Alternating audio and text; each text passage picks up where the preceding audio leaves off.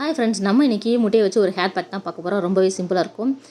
அதுக்கு ஃபஸ்ட்டு ஒரு மிக்சர் ஜாரில் ஒரு முட்டையை வந்து உடச்சி சேர்த்துக்கலாம். நான் வந்து ரெண்டுமே சேர்த்துக்கிறேன். மஞ்சக்கரு வெள்ளைக்கரு ரெண்டுமே சேர்த்துக்கிறேன். இது வந்து நான் என் பொண்ணுக்காண்டி பண்ணுறனால கம்மியான ரேஷியோவில் பண்ணியிருக்கேன். இது நீங்கள் உங்களுக்கு பண்ணும்போது நீங்கள் இதோட டபுள் தான் எடுத்துக்கலாம். அதாவது ஒரு முட்டைக்கு 2 முட்டை அந்த மாதிரி ரேஷியோவில் எடுத்துக்கலாம்.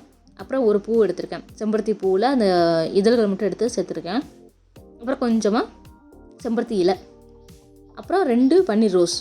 நம்ம பன்னீர் ரோஸ் சேர்க்கும்போது அந்த முட்டையோட கவுள் வாடை அடிக்காது. அதே மாதிரி முடி நல்லா ஷைனிங்காக இருக்கும். அதுக்காக ஒரு 2 பன்னீர் ரோஸ் சேர்த்துக்கிறேன். அவ்வளோதான், ரொம்ப கம்மியான இன்க்ரீடியன்ஸ் தான். ஸோ இப்போ வந்து ஃபஸ்ட்டு தண்ணி எதுவும் ஊற்றாமல் நல்லா நைஸாக அரைச்சி எடுத்துக்கலாம். நல்லா இந்த மாதிரி ஒரு மாதிரி கொஞ்சம் ஜெல் மாதிரி இருக்கும். இப்போ இதை வந்து ஒரு பவுலில் ஆட் பண்ணிக்கலாம்.